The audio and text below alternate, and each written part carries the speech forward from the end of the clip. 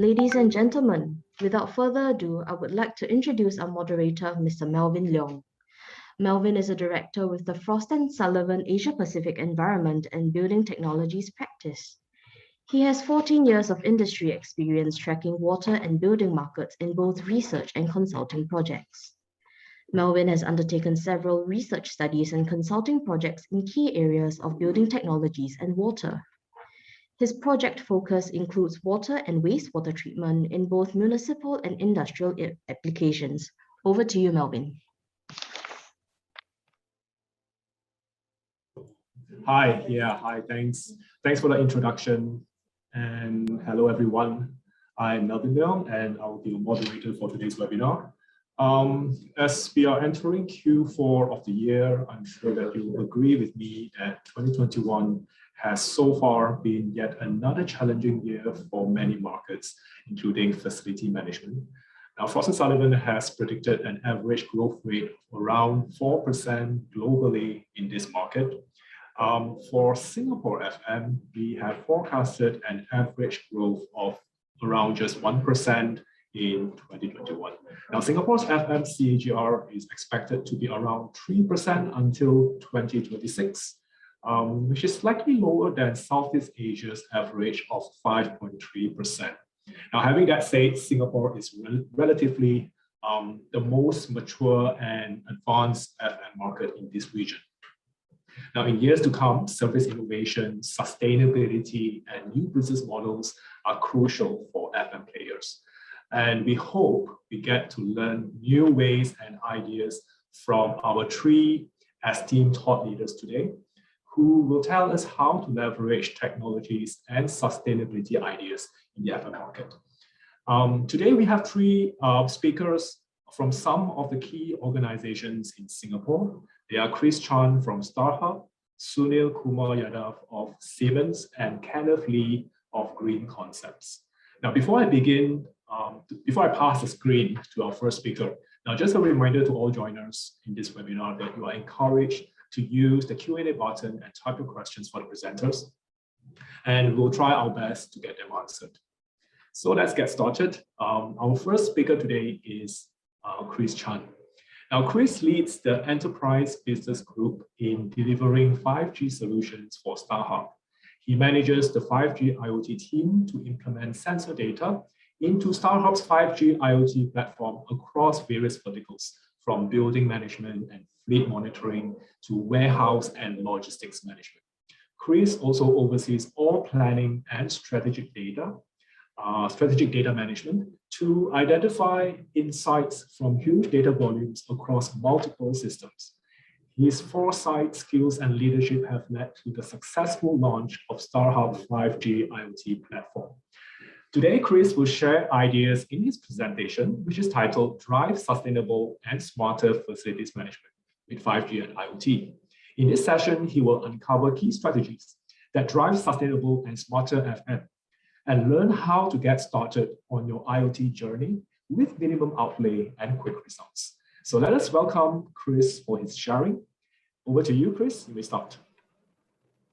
Thank you, Melvin.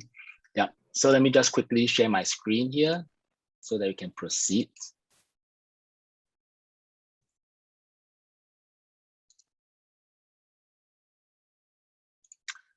All right. Good afternoon to all our participants today, and thank you for making the time and give me an opportunity to share with you on the changes and trend that's taking place in the facility management space. So my name is Chris, and I'm leading the 5G solution business development team within StarHub to help organizations to strategize and implement their digital transformation roadmap. So before we start, I would just like to share with you my gardening experience. It started with a vision to create a flower garden at the front yard. And the first task is to clear the ground, like removing the stumps, loosening the soil, removing the weeds and rocks, etc. Well, thinking that it's very straightforward, I just jump straight in, and start. But only to learn that there are many things that I did not know until I get my hands dirty, literally. Roots are really stubborn, and it takes more than one tool to remove them, as you can see from the picture here. There are hidden rocks underneath the earth which I have to be very careful about so as not to break my own tool and my own arms. Different tools are required for different purposes. There's no one single magic tool that does it everything. And I have to purchase tools right on an ad hoc basis, and that undermines my progress. Eventually, I completed my task in a few weeks when it was only planned for only a few days. And what did I achieve besides a green garden slates, blisters on my hands, a sore back, muscle aches, and maybe spend extra money right on tools which I doubt I will use anymore. And the worst thing is I have to wait for months to see if all my effort pays off. So why did I share this story? Well, because facilities management, right, is like my original garden state. And to breathe new life to it, it takes more than a vision and just do it spirit to revolutionize it. Existing processes and challenges needs to be reviewed and resolved using new methods. Hence, it is really important to know what are the right tools, when and how to use them to make an impact. It shouldn't be like my garden that after exceeding the budget and putting in the extra effort, I can only cross my fingers hoping that the flowers will bloom in the future. So let's talk about 5G. 5G is being touted as the technology, right, that will forever redefine possibilities. So while 5G supersedes 4G, it isn't just faster, it's ultra fast. And apart from speed, 5G is more capable than 4G due to lower latency, higher device density, and hence bringing futuristic technologies to life. And this coupled with IoT, 5G will catapult the next wave of technology. And this technology, right, will be applied in multiple sectors in the space of IT application, autonomous vehicles, and smart building. As you can see from this diagram, we have smart parking, connected house. It can be applied to security and surveillance, entertainment, and etc. So let's examine how 5G, IoT, and other technology creates smart facilities management and what are their key objectives. I have categorized them into 4 broad categories. Sustainability goals. To support the Singapore Green Plan 2030 and aiming to become a super low energy building with well-defined optimization strategies using IoT to effectively measure and manage energy, water, and waste. Operations and maintenance. Monitoring the functionality of equipment and appliances more accurately through analytics and 3D visualization. Predictive maintenance is performed based on the collected data and AI models. Safety and security.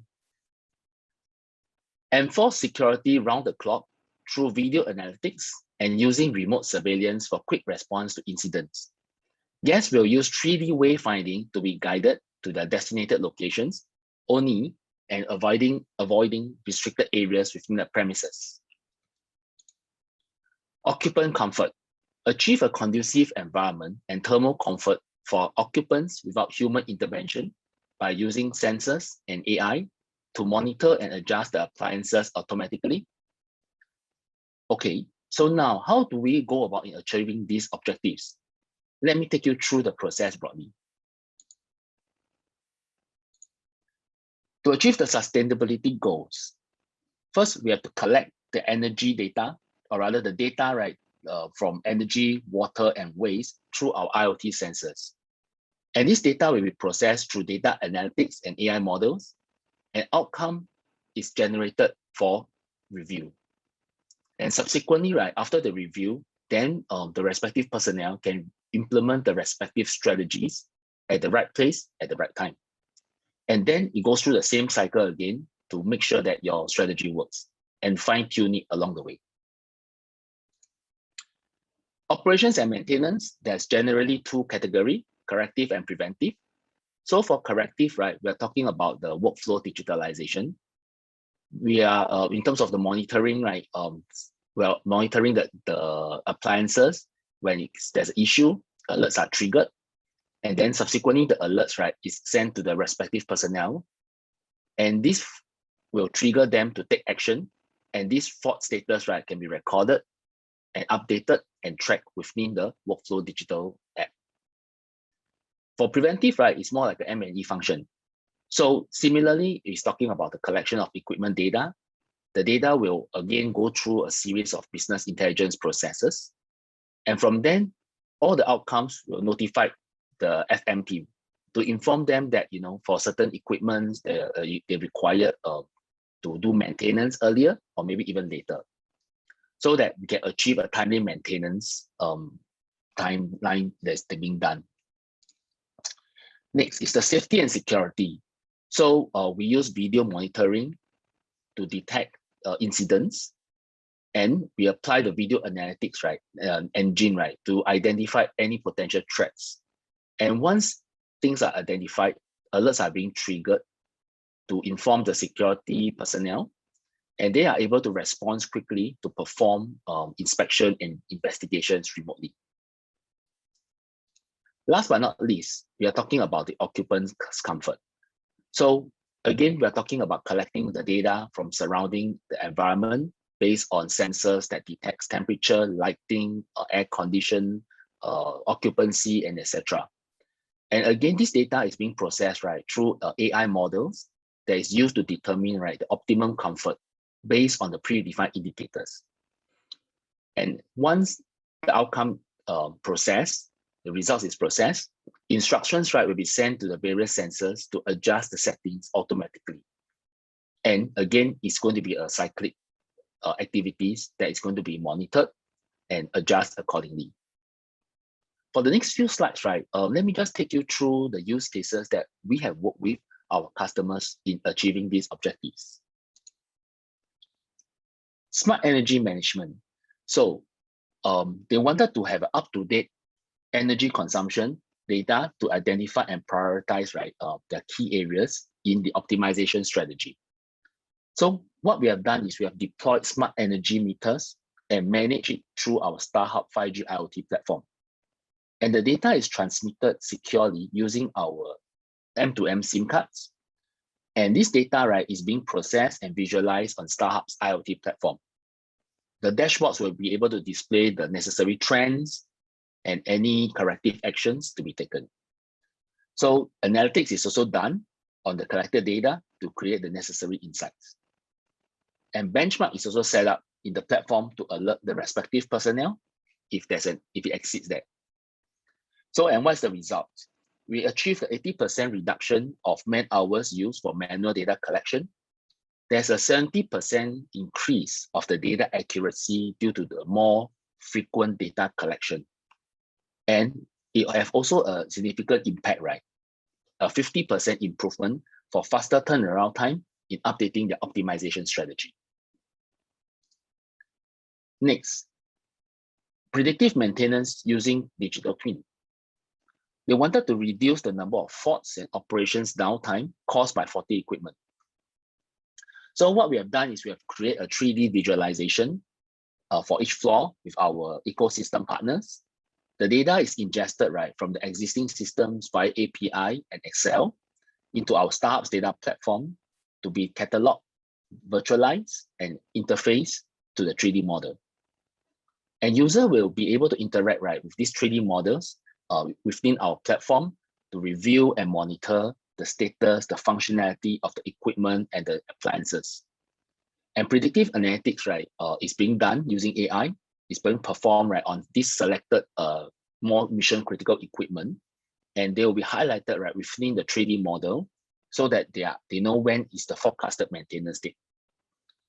And from here, we also have a 25% reduction in the number of reported faults, 60% reduction in the number of faults caused by faulty equipment, 20% increase efficiency in identifying issues, and 30% increase in the customer satisfaction.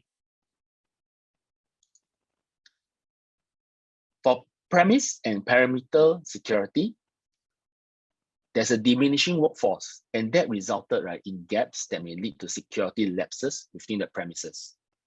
So what we have done is we have deployed a high-res CCTV within and along the perimeter of the premises to augment the existing security staff. This video feed, right, is being sent to our MEC to identify potential security breaches, right, using video analytics. Alerts will be sent to the security team on site and off-site via the Smart Workforce mobile app that is developed by us. And all these video feeds, right, are then subsequently stored and archived on the cloud to enable remote access and retrieval for future investigation purposes. We achieve a 35% improvement in terms of the response time on the security issues. There's a tighter security enforced as surveillance is now being able to perform 24/7. And we also enable the staff to monitor remotely, right, even when they are not, or rather I should say, even when they are patrolling on the ground, on the move. Indoor air quality, this can be applied to indoor, can be applied to outdoor, but over here we're just talking about indoor at this point in time. There's a rising concerns, right, from occupants on the indoor air quality IAQ, as they spend a large amount of time, right, in the office space. So what we have done is we have actually deployed air quality sensors at strategic locations, right, within the buildings to detect the air quality parameters like CO2, PM2.5, humidity, and etc. So this data is again sent to our IoT platform through our Starhub Secure Network. The dashboards in our platform are used to visualize, right, the data for monitoring the IAQ in the building, and also to manage the air quality sensors to make sure that they are functioning and they are working as per what is expected. When the air quality, right, at a certain location reaches a certain threshold, the platform will automatically send signals to the respective sensors to initiate the air purification process so that they are able to maintain, right, a high indoor air quality. So IAQ in a building, as a result, right, is being maintained with a high standard, and that is with minimal human intervention. The occupants are made more aware of their environment through the various IAQ indicators that's shown to them. And occupants have feedback that there is a reduction in staff absenteeism and illnesses. So before we wrap up, I just want to have one final note from here. We always start with a transformation with a vision in mind, and it really takes time, right, to realize it. Sometimes the effort pays off, sometimes it doesn't. And we may need to do trial and error, right, to finally get the desired results. I wish I had engaged an expert from my garden at the beginning to set the expectations right, impart the necessary knowledge to me, and work through the foundation work together with me, so that I am confident, right, of the outcome, knowing that I have leaped 100 steps closer to my vision, even though it's not going to be a walk in the park at the end of the day. Thank you for your time today, and I'm happy to share more and discuss further regarding about Smart FM. So please connect with us via the following methods on this slide. And thank you. All right. Thank you, Chris, for the very insightful presentation on leveraging 5G and IoT in FM and a little bit of your gardening experience. And to those who had just joined us, a warm welcome to the webinar. A quick reminder that you may use the Q&A button to let us know your questions about today's presentations. So our next speaker is Sunil Kumar Yadav. Now, Sunil is Head of Building Performance and Sustainability for ASEAN in Siemens, and he is based in Singapore. He is an expert in energy and sustainability management with 20 years of professional experience. As an advocate of sustainability in business, Sunil implements and promotes advanced data-driven smart energy solutions. Now, in his presentation, in his present role at Siemens, he is responsible for helping customers achieve their ESG agenda with optimization of built environment performance and adaptation of smart infrastructure with innovative financial solutions.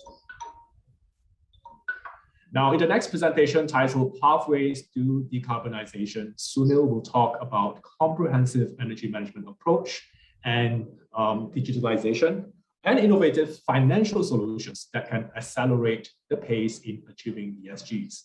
The next 15 minutes is yours, Sunil. Please go ahead. Thank you, Melvin. I believe you can hear me loud and clear. Yes, please. Yes. Perfect. So, pathway to decarbonization, I want to give First of all, I take it from Chris' presentation of sustainability goal, operation maintenance, safety and security, and talk about comfort occupant. And that's an important. The first thing is start with sustainability. And sustainability is a large topic. I would say that it started way back in 18th century and then going to 19, I mean, mid of 1980, got a Kyoto Protocol, talk about what is happening to this world.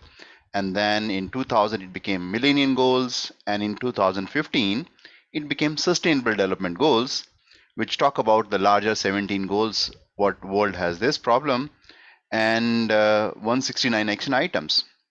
So we can't cover all that. What we can cover the most firing topic, which is climate change and how we can handle climate change. And that's the pathway of decarbonization.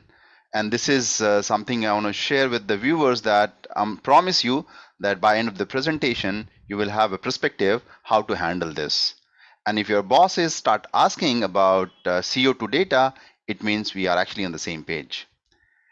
So why we are talking about this, that's something which we need to understand. So these are NASA data, which says the red line, if you can see my cursor, this is the global temperature, how it is rising up from 18th century to now is around 2020. We are already at 1 degree higher than the pre-industrialization phase, which is already we are facing the heat of it. So whether it's a forest fire, whether it is rising sea levels and all these issues which we're seeing globally, climate change is real. And the way it is going, this is actually approaching to the 4 degree of global warming. And 4 degree means there's hardly a chance of us being surviving in this world by in next century. And this is how the global sea level is rising up. Believe me, Singapore being a low-lying island, we are in a tough situation if we not do anything, and at least not do our part. And then if you know all this, the situations, the glaciers are melting much faster rate than anywhere in the past. We need to really see what else can we do to ensure that this is either slow down or we have a right way of handling it. So for that, there are 17 goals, which has climate change is also one of them. And then how to handle that. So in this presentation, in the next 15 minutes, I'll try to cover as much as possible to ensure that you guys know where to start this sustainability journey, how to take it up, what need to be done, and at least the immediate action, maybe from tomorrow, what need to be done. So just to share with you that in 2015, you got Paris Agreement where 194 countries signed on this to ensure that we'll keep the global temperature well below 1.5. Then 1.5 is not possible. They say well below 2 degree. But the way we are doing, we're going to actually cross 4 degree. That's the reality. And I don't want to give a larger vision that we have a lot of time left. Actually, we have only last decade left. In fact, we have only 9 years left. By 2030, if we not do anything, believe me, the situation would be irreversible. And that's something, it's so painful that the kids who is getting born today, before he get graduate, the situation would be worsened. And for that, now this got an very much highlight by the investors actually who drives the world, and they find that we need to do something because this is the biggest challenge for the business as well.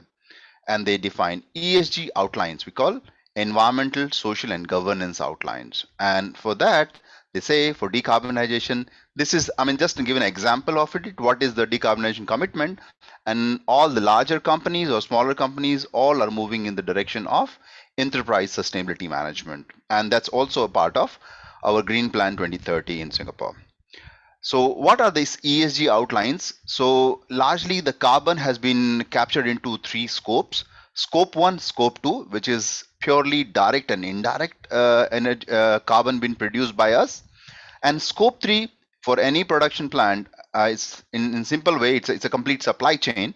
So anything from where you are being somebody's customer and you have some customer. So actually from the downstream, upstream, anything and everything you emit has to be captured in Scope 3. So for scope 1 and scope 2, largely I have seen organizations are committed by net zero by 2030 and they're escalating by 2025. And scope 3 is largely by 2050, we have to be net zero for all this. Otherwise, the survival is bit difficult. And third thing which are aptly happening is infusion of renewable energy all across. So large organizations or a bigger organizations going for 100% renewable electricity on their operations by 2030. We call it RE100 is one of the outline of decarbonization commitment. And these are just an example. And wherever you are, whether you're in building or industry, it's the same thing. So just to give an idea how to do that, in scope 1 and scope 2 assessment, for buildings, we know our energy consumption is largely into HVAC, which is majority of the portion, then followed by plug load, which is increasing actually. In fact, because of the EV, electric vehicle and all this coming up, this all plug load, we're going to increase further. We have lift escalators and lighting and others, which is part of it. This is just for reference purpose. I'm sharing this. Same for industry use also. Industry generally use electricity and natural gas both.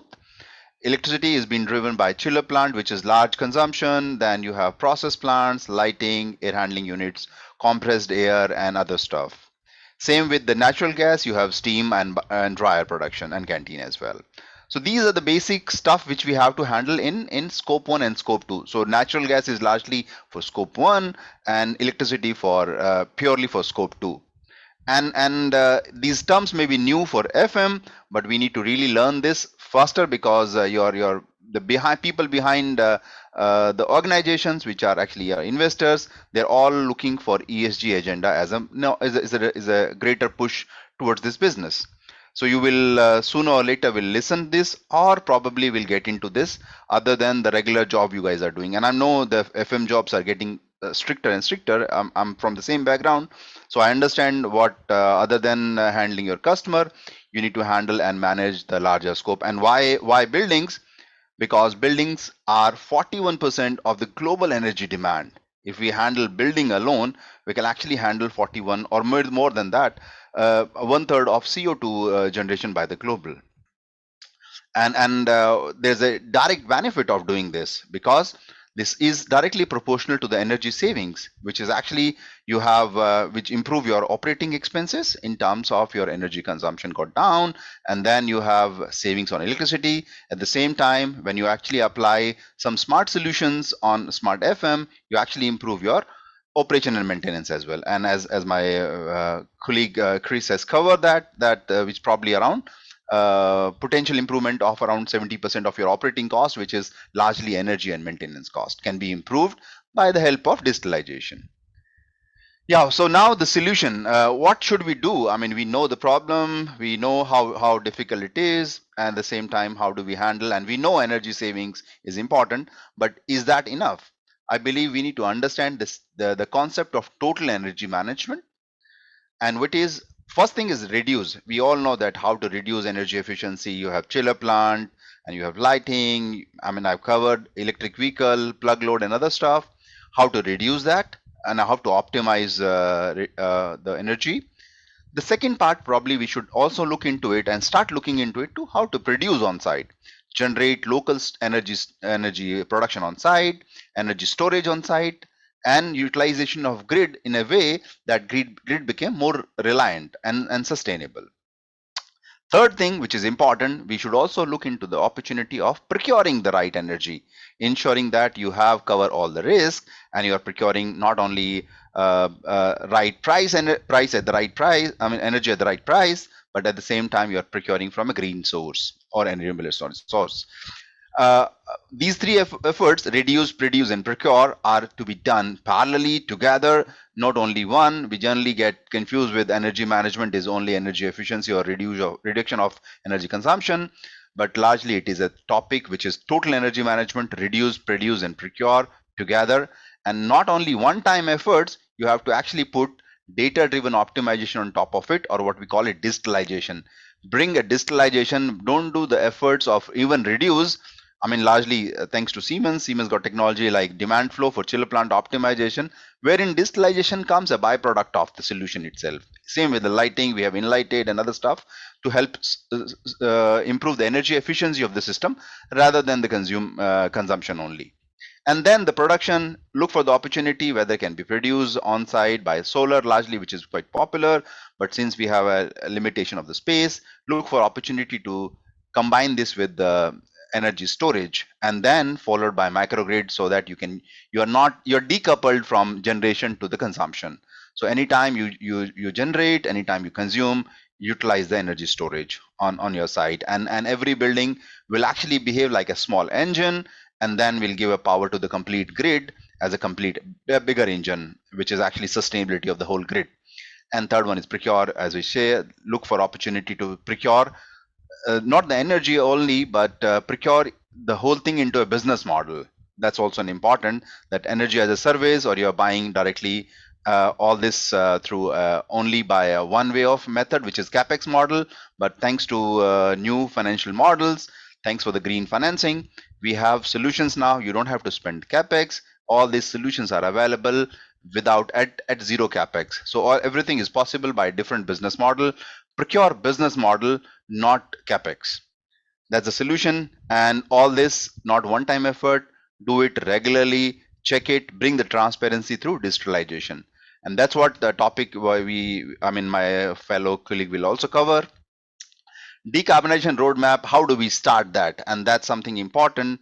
We need to ensure that we first create a baseline for scope 1 and scope 2, how much natural gas and electricity we are consuming. Create a baseline, maybe 2021, or before that. If you have not created, look for assessment guy. There are a lot of people in the market who can do an assessment. Look for the right partner. Once you have the assessment, you have the baseline, look for the opportunity how to do that. And this is a glide path which actually shared as a reference. Larger opportunity available in energy efficiency itself. There's around 50% potential for energy efficiency itself, whether it is chiller plant optimization, lighting, or other stuffs. Then followed by PV or storage. Look for opportunity to produce on site. Look for opportunity to recover the heat or energy recovery. Look for opportunity to replace the fuel with green energy. I mean, just to give an example, natural gas is difficult to handle. So far we don't have any renewable fuel, which is a problem. We are looking at hydrogen, but still not commercially available. What we can do is, first thing and last thing we can do is, we can actually look for electrifications. If you have a gas boiler, look for opportunity to convert into electric boiler, and then electricity can be handled through a green energy source. So electrification is important in this whole journey. And then look for opportunity. If you have old equipment, it needs to be replaced. That's not the first thing you should do. Look for opportunity to utilize your existing equipments, and if really because of the age or technology is so old, look for opportunity to replace some of the equipments, and look for alternative biofuels. And last but the least, if you really have something which is we cannot handle, there are way of offsetting this by carbon credits or by renewable energy certificates. So there are a lot of facilities to facilitate to the natural or a carbon neutrality. So this is just an example, and and this is important for FM world to understand this, because this is going to be the new norm. You have seen energy and energy management perspective. Thanks and welcome to the new CO2 emission, because that's, if your bosses are not asking CO2 now, sooner or later they're going to ask. So better be prepared and get ready how whole thing will happen. And with that, this whole thing has not to be done once, it has to be done regularly, and that has to be regular. This regularity or transparency will come through digitalization. Look for right dashboards, look for dashboards which bring transparency to your whole thing. At the same time, bring KPI on board, whether it is chiller plant, whether kilowatt per ton, whether CO2, whether energy, and same like what Chris covered. I mean, whether it is a comfort, occupant comfort, or whether it is operation maintenance related KPIs. Ensure that they're all done. And third and most important is basically compare the K parameters, so that if any deviation, that should not go unnoticed. It should be captured by the system itself. All this digitalization, all this platform should have its own fault detection and diagnosis, what you call FDD, so that you can actually compare and ensure that any deviation does not go unnoticed. and all these are possible, and all this are, you don't have to spend money, no need to spend capex. There are business model available to ensure that you'll get the right thing with the OPEX model. So this is something which I want to cover. Hope I have covered majority in 15 minutes to ensure that you get the right perspective of decarbonization. There are a lot. This topic is large. I can take hours, but this is I want to hold on here so that if there's any questions we can discuss in panel. Largely business innovation, I have already shared with you. There are a lot of business models available. I mean, this, we don't have to spend money. Decarbonization as a service available, energy as a service which is available, green energy supply as a PPA model. All these are available. So this if you're looking for that, if finance or money is a barrier, believe me, money is no more a barrier now. So there are a lot of business model. Look for a right partner. That's it. Thank you very much. Malvin, over to you. All right. Thank you so much, Sunil, for that topic. Well, decarbonization is definitely an emerging practice that should be in the agenda in all markets, not just FM. And before we go on, just a quick reminder again to all attendees who have questions for our presenters. Please feel free to click on the Q&A button on the screen and share your questions with us. We'll be more than happy to answer that for you. So our next speaker is Kenneth Lee. Kenneth is the CEO and founder of Green Concepts in Singapore. Now, through his expertise and training in the field of IT, communications, and engineering, he has built Green Concepts that uses cloud computing to create smart urban environments that connect, analyze, and manage data in real time. In recognition of his leadership and contribution to the urban sustainability field, Kenneth was honored as a 2014 World City Summit Young Leader, where he joined urban thought leaders worldwide to actively catalyze change in cities and shape sustainable environments. Now, Kenneth will tell us how businesses can start using IoT to begin their digital transformation journey with practical examples and supported by results from real-life customer adoptions. His presentation is titled Driving Sustainability and Smart FM with IoT. Now, I shall now hand over the screen time to Kenneth for his presentation. All yours for the next 15 minutes, Kenneth. All right, thank you very much, Melvin. Let me share my screen. Okay, very good afternoon to everybody.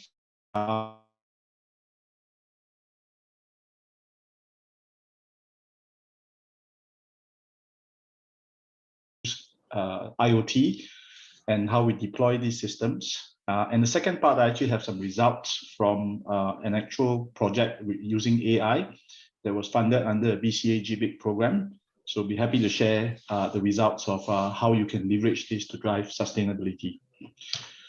So let me just quickly start. Okay, so as we all know, IoT is a big topic, and Statista says that there are 40 billion connected devices by 2027, producing 95 zettabytes of data.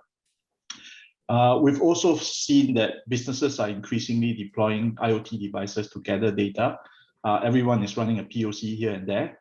But one of the challenges that we've seen with our large enterprise customers is that they end up with 10, 12, 15 different systems, and they need a solution that brings all the data together.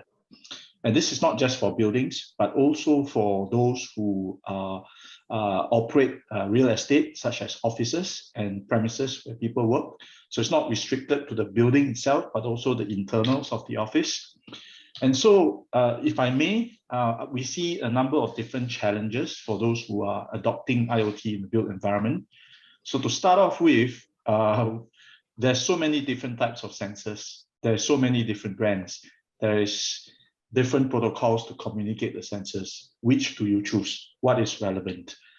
Then you've got the challenge of acquiring this data. So you have to be able to read data from these sensors. Some sensors push, some sensors pull. They run different protocols. They have different addressing methods. How do we acquire that data? And then there's the cloud. and you want to push this data to the cloud because that's where you can access all these data sets. And how do we set up the cloud? How do we handle security? How do we handle user management, metadata management? How do we handle very large amounts of data that are streaming live in real time? And then you've got your business applications. So, domain-specific business applications. Chiller plants require a very specific view to look at it. Indoor air quality, a different view. Managing airside, AHUs, FCUs, VAV boxes is different. We've got clients in the aqua farming space. They use sensors for water quality. They look at it very differently. So these are the challenges. And finally, in order for the data scientists to make sense of it, they need to be able to access this data very quickly in real time and without having to do all sorts of data cleansing. And so these are the challenges that we've found in terms of customers deploying solutions. And this adds to the overall cost of having to deploy such solutions. Now, at Green Concepts, what we've done is we've simplified the entire process, and we've developed a platform, and the platform consists of the cloud and a gateway. We use the same gateway for any type of sensors. And we, being a IoT software platform company, we are agnostic to the brand and the type of sensors. So we connect to any sensors. And we also connect to controllers. So the platform is bi-directional. So you can control your air conditioning unit, you can control your VAV box, you can control your chillers, your pumps, motors. And where there is a building management system for a whole building, we simply connect to that, the plug and play interface, so that we don't have to deploy sensors and use that data for the purpose of coming up with an outcome that would either improve energy efficiency or for anomaly detection and for AI purposes. So this is the platform. And the platform, essentially, this part is a bit technical, but on the data acquisition piece, which is on the edge, we support many different types of sensors, controllers, equipment on the gateway.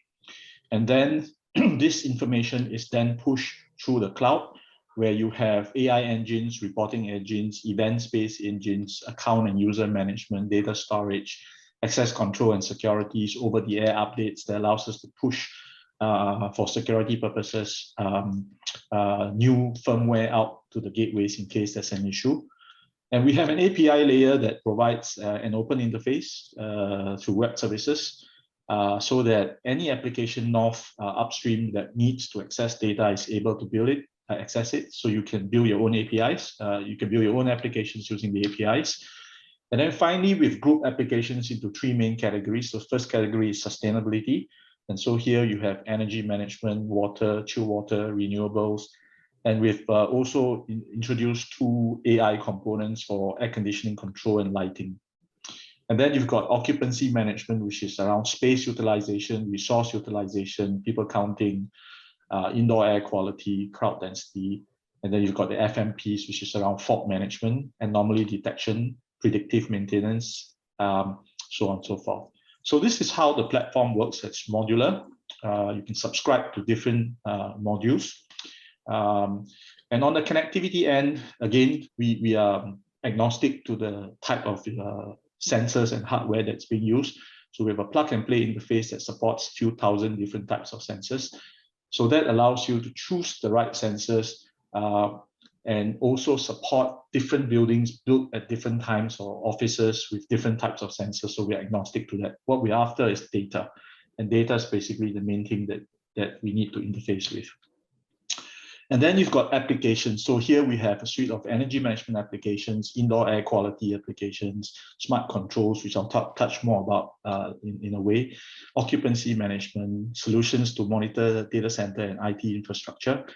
And then basically equipment condition monitoring, which is to understand the performance of a piece of mission critical equipment or structure over time, and to use that data for maintenance purposes. And of course, a big focus of what we are doing now is around AI having solved the problem of acquiring data. And here we're looking at optimization engines for sustainability, namely the two areas, lighting and air conditioning systems, both for chill water systems as well as for gas refrigerant systems. Occupancy, space planning and utilization how many meeting rooms do you need? How many office space do you need? Especially during this time where you've got COVID, you've got 50% limit, and how do you handle that? And then for anomaly detection, there are algorithms that detect these anomalies, such as increase and decrease in energy consumptions, and flags this out for you. So you don't actually have to analyze that. Of course, there are charts and trends that you can see, but mostly people don't have the time to look at that. And then for Smart FM, it's all around predictive maintenance for mission critical equipment, and how to service equipment so that you can extend the lifespan and increase the shelf life of the piece of equipment without having to spend capex to replace it. I'll run through this section very quickly. So everything that I'm sharing today is live and available, and you can get it almost immediately. So you have an IoT module that shows you a digital representation of all your sensors with device management capability. So you know the status of your devices, whether it's online or offline. And you can have different types of sensors, power meters, temperature sensors, occupancy sensors, water quality sensors. They're all integrated onto a single platform. You get a mobile app, so you can do this on the go as well. Okay. Energy management specific applications, such as the ability to quantify energy consumption, break that down by the different end use types, drill down into floors, drill down into what we call different types of end use loads. We've got digital floor plans and understand how energy is being used.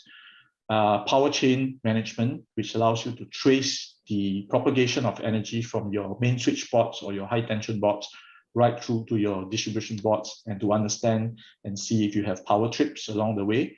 So instead of having to actually go and see your physical distribution boards, this is a digital view of looking at it. Okay, and you can set alarms and alerts on all these things. Chiller plants, basically, so you can look at the efficiency of your chiller plant, look at the heat balance, the performance of your chill water supply, return temperatures, your plant consumption, your individual equipment efficiency. So basically, these are all live and used by our customers. Manage your airside equipment, like your AHUs, your VAB boxes, fan coil units, change set points, understand if there's a fault on these things. So instead of having to travel all over the place, you can now manage them centrally, regardless of whether you're using the different types of BMS in different buildings. You can do so basically through the application layer itself. And of course, indoor air quality as well. And we are actually releasing a viral index, which will be available in October. And this basically will give you an idea of how conducive the environment is with regards to the propagation or the spread of pathogens in air itself. Okay, so we're making use of the data sets. Occupancy management basically helps you understand how much space you have and whether it's used properly, how many meeting rooms you need, what's the utilization rate, what's the optimization rate that's required. So these are also available on the platform. Centralized fault dashboards for FM. So instead of having to view small little things, you've got a centralized fault dashboard that tells you where the faults happen, what time it is, and you can drill down into the individual fault itself. And these are all notified in real time based on sensors that are deployed. So you put your fire and FCC data in here, you put your equipment faults in there, so it's all centralized. I have maybe 5 minutes left, and I want to share some results from a BCA GBIC Innovation Challenge call, which was titled the Intelligent Workspace. And we test bedded this at one of our customer locations, which is DBS Bank. And this was, we were given free play in the building at DBS Newton, which is coincidentally, you might have seen this in the news as well. It's going to be converted into a zero energy building. This was a project with two main objectives. The first objective was to reduce energy consumption for lighting and air conditioning. And the second objective that we had was to improve occupant comfort by providing a more consistent temperature inside the office. And we wanted to, and as part of this project, we developed a smart AI-based system to do this.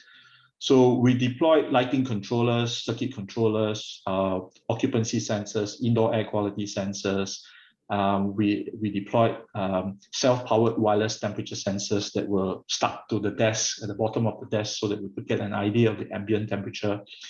They were using a Daikin VRV air conditioning system, so we interfaced with Daikin, monitored the energy consumption details. And so this was the scope. And how we did this was we segmented for lighting. We segmented the office space into micro zones, with each micro zone being managed by multiple occupancy sensors. Okay. And the whole idea around this was that you could personalize your lighting settings for each micro zone. For example, you could determine how long you would keep the light on when someone was not there, because there were users who stepped away for a while and didn't want to have their lights turned off, and we had to address some of these issues. So the whole concept centers around immediate provision of lighting the moment someone steps into a zone. And when someone steps out of a zone and the zone is completely unoccupied, then you have user preferences that take over to decide how long you should keep the lighting on. And the other requirement that was imposed on us was that there should never be any hand waving. There was no tolerance for sensors not detecting presence of human, even if the person was very still. So these were the requirements. And we collected data over an extended period of time, baselining from November 2019 through to August 2020. And then we implemented or went live with the solution in November 2020. And we compared the energy savings, total up the energy savings between these two periods. Now, the average energy savings was around 22% in terms of lighting savings using a micro zone concept. And that is something that, and we also ran surveys with the employees in the location so that they could provide qualitative feedback as to whether they felt inconvenience if lights were turned off in a microzone. And the feedback was pretty good. Yeah. So the results actually showed, if you analyze in detail, and I don't have the data here, it shows that where occupancy is highly intermittent, obviously the savings are much higher. And we've since commercialized this solution and deployed this to several other locations as well. And most of them we are getting also in the region of between 20 to 30% energy savings from lighting alone. Okay. So effectively, with this solution, we can create, we added a few other features as well to handle different areas within the space. So there are 6 intelligent modes to cater to different scenarios. And these 6 intelligent modes basically cater to various different use cases. Now, the second part of the test bed was very interesting. This is with regards to airside optimization. And this was the 8 FCUs which were used in the space. Now, the typical ACMV system has different FCUs have their own return air sensor, and they use that to regulate the temperature in a particular zone. But when you have got 4 or 5 or even more FCUs or VAV zones, there is no body coordinating these different zones. And we saw that as an opportunity to optimize energy consumption using AI. And through this test bed, we created a brain. So it's like a general who's commanding the soldiers on the ground, providing direction to them, and to basically be able to do dynamic control of the FCUs without interfering with the Daikin system. Okay, so we didn't change any of the Daikin control algorithms. We simply had a brain to orchestrate everything. And the objective was very simple: to improve energy efficiency and to improve occupant comfort by providing more consistent temperature. So again, there were 4 FCUs demarcated by the yellow boxes labeled 3A, 3B, 4A, and 4B. There were wireless temperature sensors that were placed in the zones under the desk to give us feedback on the ambient temperature. And we utilized the same occupancy sensors which were used for lighting. So it's dual use, literally, in terms of the data sets. And then we implemented an AI-based intelligent controls. So this is a summary of the energy consumption. So at the bottom of the chart, if you can see my mouse, this is the outdoor air temperature. And we got this data from NEA because we didn't deploy a weather station on site. So this is outdoor air temperature. The blue bars were the actual energy consumption which was used without AI. And the red bars were the energy consumption from when we use AI. So you can see that the difference is the energy savings. Now, with 4 ducted FCUs operating in the space and roughly floor area of 150 square meters, the FCU operating set points were set to 25 degrees Celsius. And we also set our AI operating set point to 25 degrees Celsius. And with this, we managed to achieve savings of approximately 44% or 548 kilowatt hours for the 2 months that we were testing or we were collecting this data in terms of the test bed itself. And we have actually more data which we haven't run through yet. And the second observation that we looked at was also the thermal comfort. So here we've got the blue lines, which is essentially without AI. So you can see, even though we set the FCU units to 25, the environment was recording 23.2 to 23.5 degrees for the different zones. And in some zones, we had an even lower temperature of 20 degrees Celsius. With AI, you can see that the line is flattened, the curve is flattened. We have a more consistent temperature, therefore providing better regulation of hot and cold situations within the office, which was the source of complaint from staff and employees. So essentially, in conclusion, with an AI layer orchestrating the 4 FCUs, we were able to reduce energy consumption while improving thermal comfort, reducing the hot and cold spots. And this was a particularly challenging environment as well, because it was on the ground floor and they had a main door which was open to the external environment, unlike a multi-story or a building where you have a very tight environment with no air escaping. So there was a lot of fluctuations because of the ground floor. So in conclusion, the use of AI, which we are very excited about, has enabled us to drive significant energy savings, both for lighting and air conditioning, improve thermal comfort, resulting in obviously cost savings, and more importantly, reducing the carbon footprint of the customer itself. And for DBS, which is a test bed site, they are very conscious to drive sustainability. That's their primary goal, less so on the cost saving side, but more in terms of the ESG portion of it. And so that brings me to the end of my presentation, and I want to invite anybody who would be keen to come visit our IoT Experience Centre. And this is a real-time live environment whereby you've got all the different types of sensors and controllers that are live, air quality sensors, smart plugs, many different types of the smaller sensors. And here you get a hands-on experience. You can create your own rules in terms of how you want to activate controllers and different things. And we show you live. So you are welcome. If you're interested, get in contact with us. And I want to leave all of you here with one more thing, which is if you are eligible Singapore small and medium enterprise, there is an 80% IMDA grant that you will qualify for automatically to digitalize your real estate environment. Okay, so with that, thank you very much. And I want to hand this time back to Melvin. All right, thank you, Kenneth, for the sharing.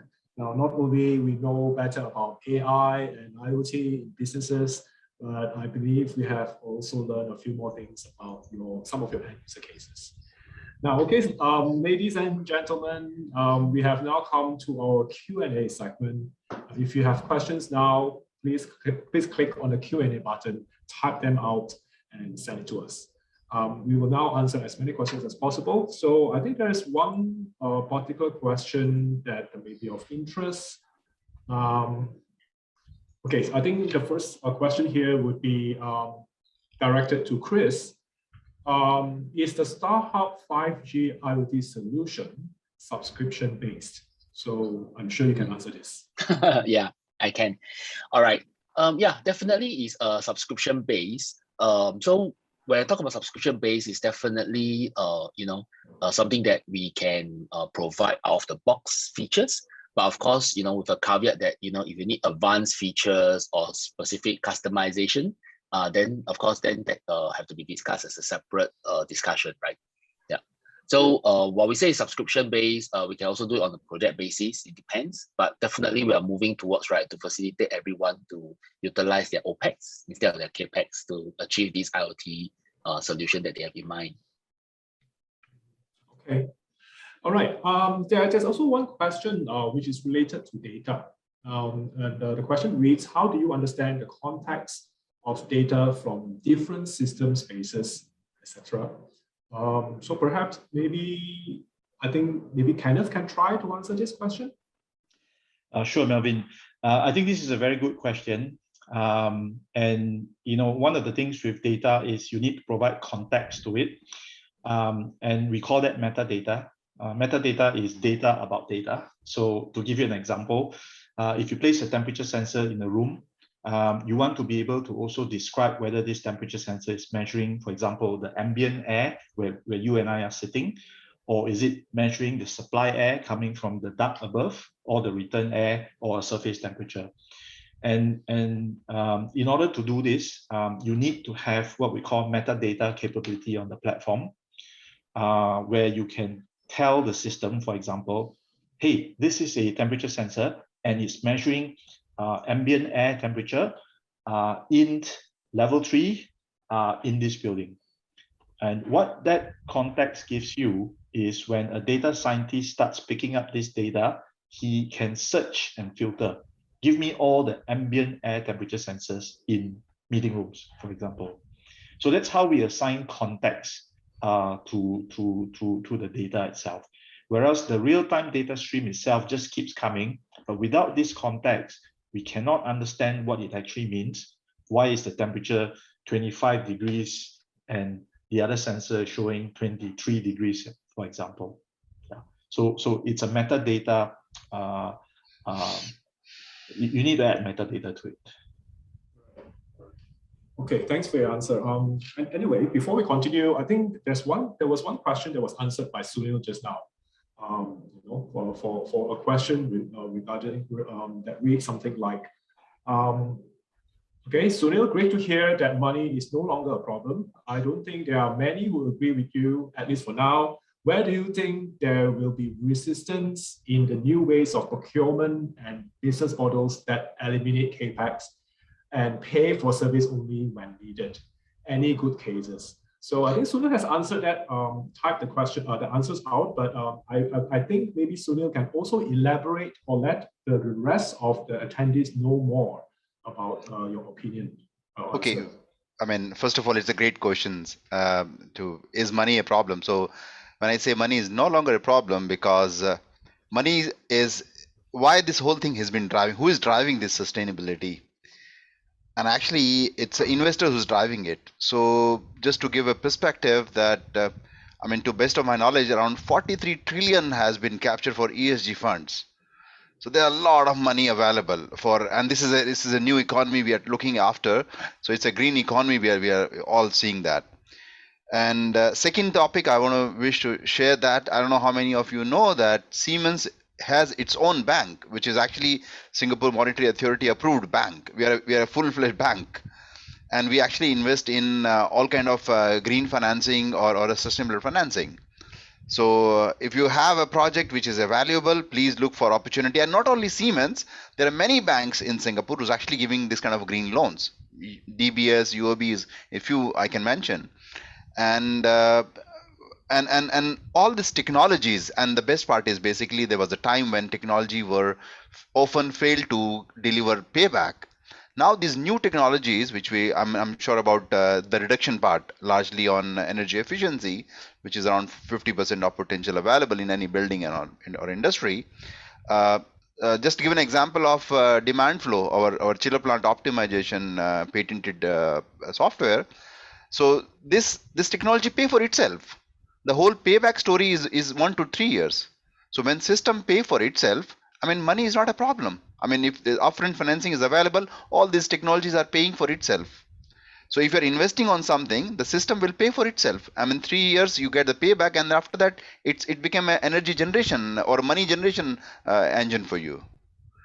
So all these are possible. If money is a barrier, I believe, please talk to me. I mean, I'm happy to have and connect to the right dots. Not only corporate financing for Siemens, but there are a lot of banks and there are a lot of ways to available. And there are a lot of local financiers and the private equity are coming into the board and doing this.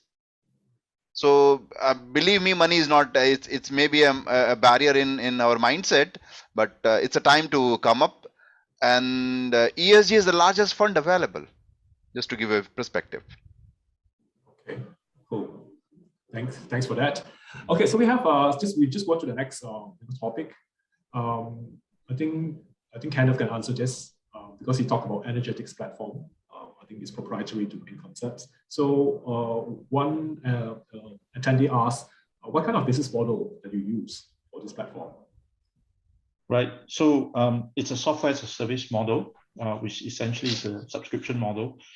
And we've been running this model for the last 10 years with our clients.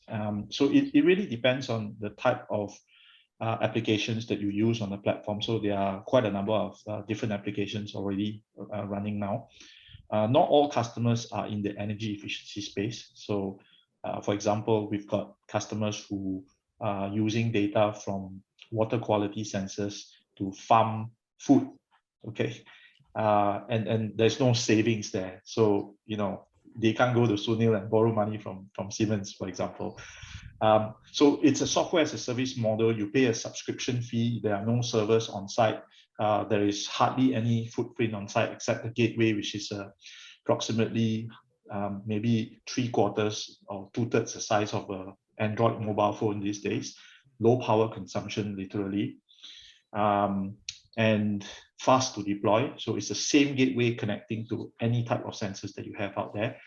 And we wanted to be able to, as part of sustainability, not have a large energy footprint or a large electronics footprint as well, because then that would defeat the whole purpose. So adoption is very straightforward. It takes a couple of days to put these things in place if you have access to work.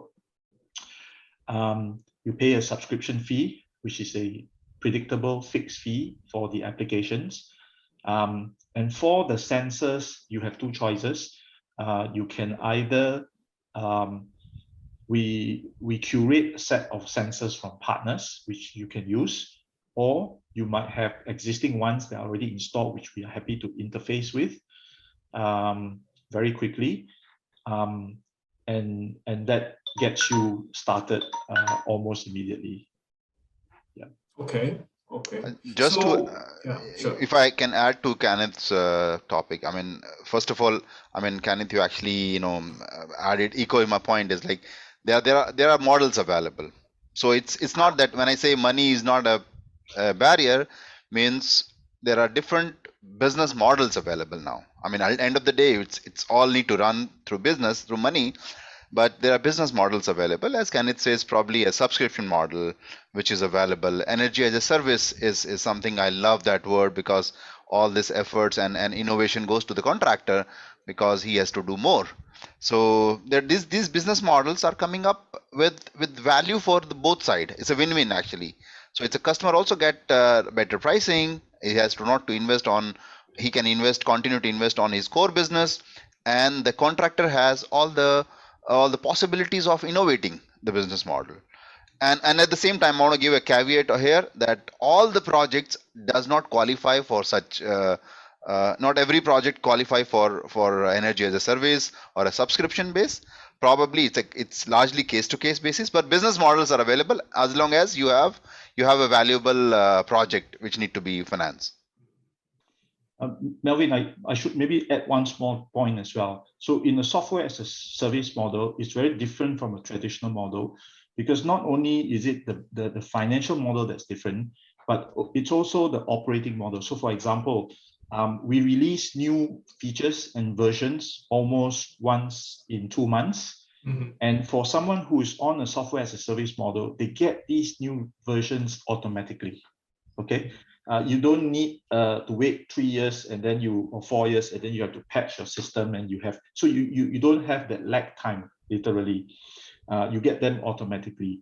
The second thing is, with a software as a service model, our customers' outcomes are tied to us. If we don't service them well, or we don't achieve the goals that they want, then they may not continue the subscription with us because they didn't pay a large capex upfront, right? So I think it's not just the financial models, but it's a whole business model difference.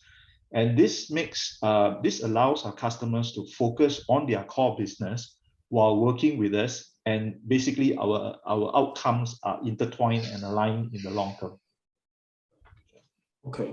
Okay, so yeah, thanks for that. I think there's one question that talks about savings. The questions, it reads like this: it's great, especially that energy is being saved, but I'm just wondering how much or what is the cost in applying for all these IoT applications in buildings. Usually the problem with IoT or AI is that it could be very expensive. Is there a minimum or maximum spaces that can use this application? I think this is an open question. I think any one of you can answer, Chris or Kenneth. Sure. Yeah, maybe let me just take this question first. I think for if you look at it, whether it be a normal application or even like an IoT solution, it is always a journey. It's never a destination, right? So I mean, I wouldn't say there's a benchmark to say what is minimum and what is maximum. I mean, the extent of the solution can go beyond what we have right now. In the future, there's so many things that have changed, right?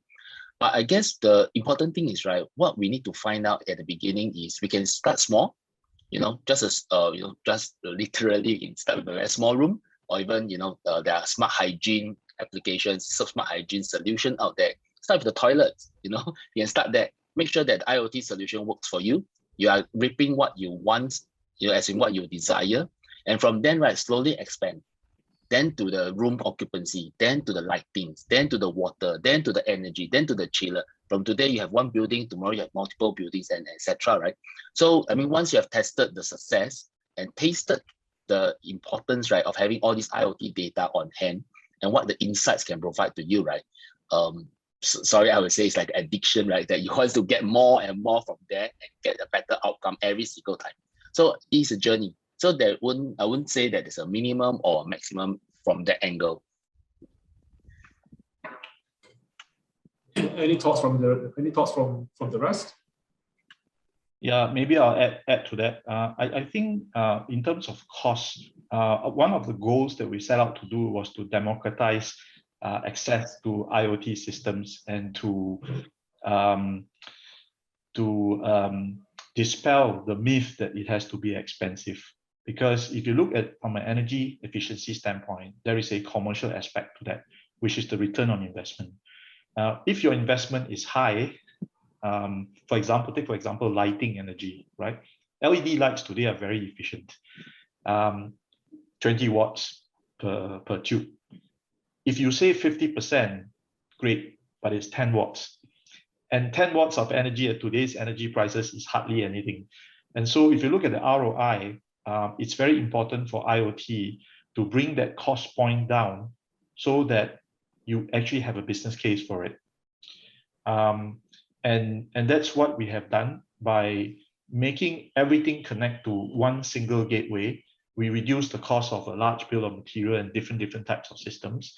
And we use software-defined, we call it software-defined adapters to communicate with different sensors, including those that are already deployed on site. So you don't have to reinvent the wheel, because at the end of the day, the commodity that we are really after here, the most important thing is the data. It's not actually the installation or the physical hardware or the sensor itself. And the data drives intelligence. And when you can use that data and put that data to use, then you get an outcome, literally, right? So in the area of sensors and controllers, again, I would divide that into 3 categories. You've got the scientific grade sensors, which cost you many thousands of dollars, which you don't need, okay? You've got the commercial sensors, which are in the hundreds of dollars, and sometimes tens of dollars, depends on the type of sensor. And then, of course, you've got the consumer ones, the ones that you buy from Xiaomi and you put it in your home, for example. And those are usually in the tens of dollars. They're very, very cheap. I think in the business community, the commercial sensors are sufficient, and that gives you very good value for money. They are not as accurate as scientific grade instruments, but it doesn't kill your business case. So IoT systems don't have to be expensive. The starting price is $2,000. You can start monitoring energy or water or one of those things. And as you add more sensors, you can connect them into the gateways. And as Chris said, you don't even need a network. Just stick a SIM card into it, basically, and you are basically live. And with 5G, of course, you go faster. Today, it takes around 2 seconds to propagate anywhere in the world. But with 5G, that probably will get shortened. Yeah. So I think it's very, very affordable these days. It's very reachable, and there are very, very interesting use cases that you can do with this. There's one question about Siemens navigator system. So this is for Sunil. So is this relevant to you? I mean, the question reads, does it help to improve? It's actually a similar question. I can echo Kenneth's voice. It's the first point. I mean, I'll take from the last question itself. Do we need to invest in IoT? I mean, it seems IoT is expensive, and all this kind of mindset are correct, actually, in a way. But please look for opportunity, what you want to achieve out of this deployment. And it's not, the value is not in the sensor, the value is actually in the data. What you want to do, what application you want to drive. So everybody know that largely in facility management, there are 3 major costs or OPEX, what we say, manpower. Second is your electricity bill, energy bill. And third one is largely the operation and maintenance cost, largely maintenance contracts. So these 3 things are cost. And then you have data which actually suggested you that you can reduce the maintenance cost, or you can reduce your manpower, or you can reduce the electricity bill, and that actionable has to be done according to this feedback, this intelligence, this data. Then payback is in your hand, actually. I mean, I have seen cases where we have payback in 1 month. We shown the output, and then customers say, yeah, very good, fantastic, and then whatever money he has invested in, he got in within 1 month. There are a lot of insight which are going unnoticed from many years. He just corrected because he got the insight now because of the help of the data. So I personally feel that that's what is important. And the second question is, somebody asked about Siemens Navigator. Siemens Navigator is a cloud-based data analytics tool which actually connect all our input. I mean, any backnet, open backnet, or any open protocol, we can connect. The cloud is a cloud-based tool, similar to what Kenneth or Chris explained. It actually helped largely on the maintenance part. So it actually helped move from a scheduled maintenance to large on predictive maintenance or a condition-based monitoring. So if you are thinking of reducing, you have done reducing energy, you're already done with that. Now you already have manpower crunch, you have already reduced manpower. Now the last resort left is maintenance. Can you reduce maintenance cost? Look for opportunity of such tools, which Kenneth and Chris explained. Navigator is one of them tool, which actually helped. It has its own FDD, fault detection and diagnosis, and which actually help to improve on not only on energy efficiency in terms of he let you know what all the features available, but also help to move from a scheduled maintenance or regular maintenance to condition-based monitoring, to move to the predictive maintenance, and then move to the prescriptive and AI-based maintenance. So there's a 45% of maintenance cost has been reduced by some of the customer we have done. So these tools are available, and the game is actually into the application. It's not on the tool itself. What do you want to utilize out of this? Yep. Thanks for that. So before we end this, I think we'll probably take one more question. I think a very simple question here. I think there's we want to clear a bit of the air. So there's one anonymous question that came that reads something like, StarHub IoT solution, how is it different from what is offered by Green Concepts? So okay, my take is that both of you could be partners, but for everyone's benefit, maybe Chris can explain if there's any different with concepts. Sure. Okay. I think at the beginning we really shouldn't compare solution to solution, right? Because I'm sure what we offer and what Green Concept offer, there's a very huge overlap. But there will be additional features, right? That of course StarHub can provide. Because I mean, StarHub being StarHub, we can always value add in terms of the connectivity. We also have a software development arm within StarHub in case not everybody is aware of. We can always build customized mobile apps on top of the IoT solution, so that it's all complementary, right? So that is end to end. Like for example, like what we did for the smart energy, for example, we use our IoT platform. We have mobile app. We use a SIM card for the connectivity and etc. And we also partner with ecosystems. So for all you know, in the future we may partner with Green Concept, to do something on on an opportunity basis, or on ongoing partnerships. Yeah. Okay. Lucky I have not presented Navigator. I mean, this would another head of confusion. Yeah. I think we can every organization will surely have their own proprietary solutions. Yeah. I think it is not a direct competition. I would say it's just complementary, or it just complements each other's solutions in the market. I was going to add that in order to answer that question, because Chris and I have not met, we probably need to sit down, have a coffee, and then try to figure out where the overlap differences are. Totally agree. Yeah, we should. Yeah. But for us, we are pretty much agnostic to hardware. We're pretty much agnostic to telco operator as well. Our main goal is basically the commodity that we're after is data. And we're agnostic to BMS systems as well. I know Siemens has a BMS system, so we have connectivity to Siemens, Johnson Controls, Honeywell, and all the different stuff. So it's about the data and how to use that data to achieve an outcome on a single platform, so that the user does not need to switch and log into different types of applications. They have one single source where they can have all the applications and at the enterprise level. And then data scientists also have a common data dictionary to work on. They can generate their own business intelligence reports using any tools that they have: Tableau, Power BI, SAP Business Objects, Cognos, and all those things. Without having the need to do ETL extraction and all those things, data cleansing, because our data reliability is about 99.95% right now. And so you have a very clean source of data that you can start working on immediately and find an outcome. Right. Yeah. Right. Okay, I think that's about all for today. For all attendees, if you have more questions, or if your questions are not answered, I think our speakers today are more than happy if you connect with them directly on LinkedIn or emails or phone calls, whichever way that you can find. So thank you, Chris, Sunil, and Kenneth, for the very engaging and insightful session today. And before we end this webinar, I hope you will stay on, all of you stay on a little longer to know the upcoming programs that we have arranged. Chair Wai Hong, Project Director of CEMS, will quickly run through the upcoming plans for you. So over to you, Chair.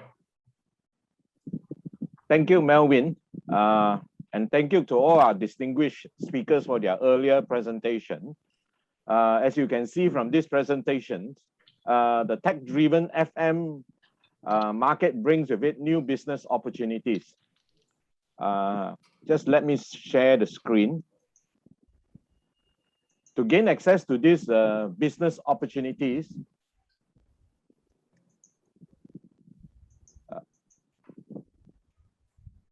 let me play the slideshow first. Hold on a second. Hold on. Okay, got it.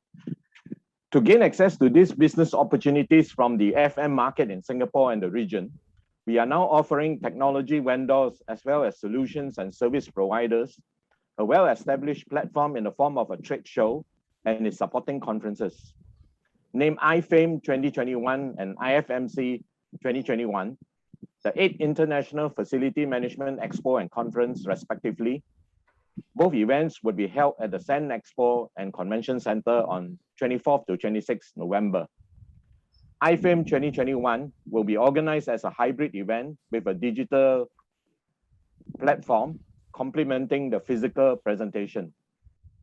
For the physical event, only vaccinated attendees are admitted under strict SMM protocols. On the other hand, the virtual component is created to facilitate the participation of exhibitors and visitors unable to travel to Singapore as a result of travel restrictions. IFAME is held in conjunction with ABS 2021, Architecture and Building Services 2021, a conglomerate of 7 synergistic trade shows listed here, organized specifically for the built environment industry. ABS 2021 is organized as an initiative under BCA's Build SG, a national movement that encapsulates the spirit of collaboration in the transformation of the built environment sector. Next, we would like to highlight the benefits offered to IFAME exhibitors and sponsors.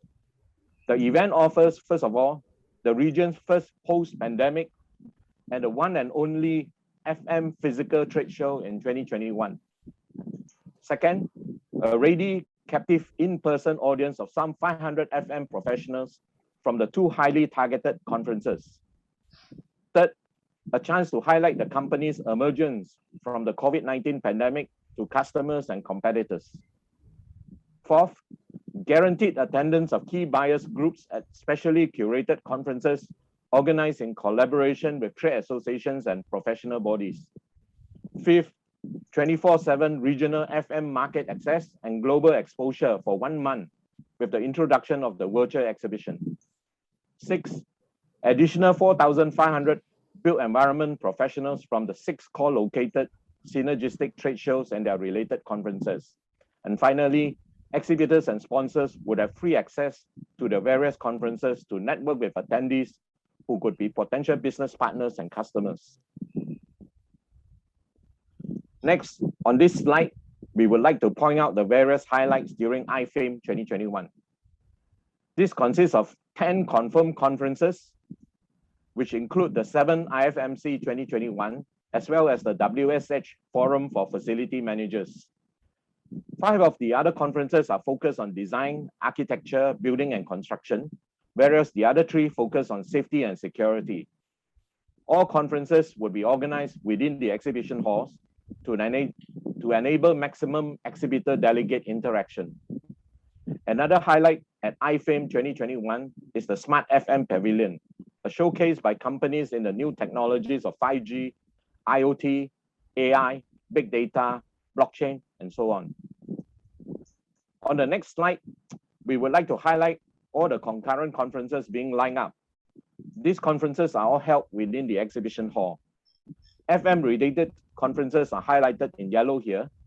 The main event, the 7th IFMC 2021, a 1-day conference, is on day 1 in conference room 1, together with the opening ceremony of the event. The cost of attending the 1-day in-person conference is 214 Singapore dollars, and for the virtual conference, 107 Singapore dollars. The second FM-related conference is on day 2 in conference room 2, with focus on workplace safety and occupational health for facilities managers. Next is the layout of the whole event. This is on halls E and F at basement 2 level Marina Bay Sands. On the plan, we have highlighted in yellow the zone where IFAME 2021 is located. As you can see, the whole ABS 2021 event is divided into 5 different zones, with each zone catering to 1 or 2 trade shows as indicated on the plan. Also highlighted in pink on the left side is conference room 1, where the 7 IFMC would be held.